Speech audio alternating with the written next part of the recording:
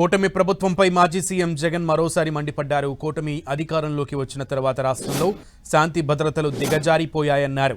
ఏడాది పాలనకే చంద్రబాబు ప్రభుత్వంపై వ్యతిరేకత మొదలైందన్నారు.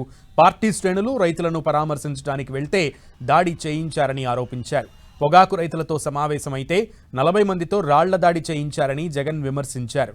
ప్రశ్నించిన వాళ్లను భూస్థాపితం చేస్తామంటూ చంద్రబాబు మాట్లాడుతున్నారని జగన్ ఆరోపించారు.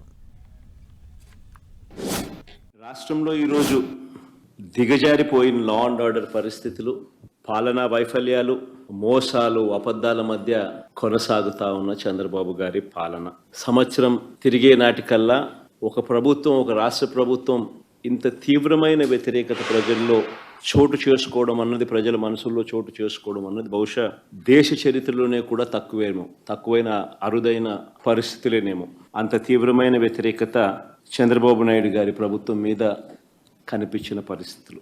ఇలాంటి నేపథ్యంలో చంద్రబాబు నాయుడు గారు తాను చేస్తా ఉన్న డైవర్షన్ పాలిటిక్స్, ప్రతి మాటలోనూ కూడా అసహనం కూడా కనిపిస్తూ ఉంది. అందుకే నియంతగా తాను మారి అణిచివేత అన్న పదానికి నిజంగా ఒక నిర్వచనంగా చంద్రబాబు నాయుడు గారు ఈరోజు తయారయ్యారు.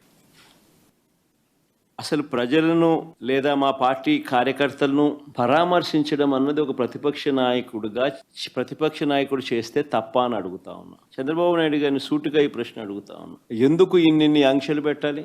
ఎందుకు పోలీసులను ఎక్కడ పడితే అక్కడ పెట్టి ప్రోగ్రాంకి ఎవరు రాకూడదు అని చెప్పి ఆదేశాలు జారీ చేసి, ఎందుకు వచ్చిన వాళ్ళందరి మీద ఎక్కడికక్కడ కట్టడి చేసే కార్యక్రమం ఎందుకు చేయాల్సి వచ్చింది?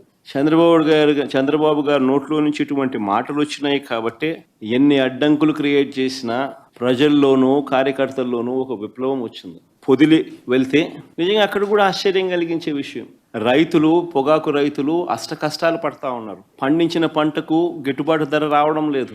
అలాంటి నేపథ్యంలో 2 ఆత్మహత్యలు జరిగాయి పరుచూరు, కొండేపిలో.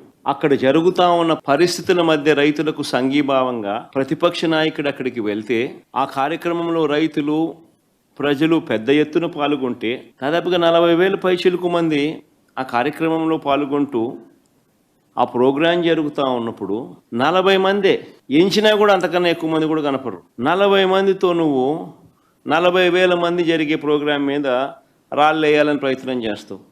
నేను అడుగుతా ఉన్నా చంద్రబాబు నాయుడు గారిని, ఎందుకు ఇంత భయపడతా ఉన్నావు? ఎందుకు ఇంత అసహనం అని అడుగుతా ఉన్నా చంద్రబాబు నాయుడు. ప్రజల సమస్యల పట్ల ఎవరైనా కూడా గొంతు విప్పితే చాలు చంద్రబాబు నాయుడు గారు నోట్లో నుంచి వచ్చే మాటలు ఏ స్థాయిలో ఉన్నాయనంటే భూస్థాపితం చేస్తాడట.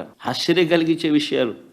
76 ఏళ్ల వయసులో ఉన్న ఆయన, ఒక ముఖ్యమంత్రి స్థానంలో కూర్చొని ఉన్న వ్యక్తి, ఒక టీవీ ఇంటర్వ్యూలో మాట్లాడుతూ ప్రతిపక్షాన్ని భూస్థాపితం చేస్తాడంట. ప్రతిపక్ష నాయకుడు పేరెత్తి ఆయన ప్రతిపక్ష నాయకుడిని భూస్థాపితం చేస్తాడంట.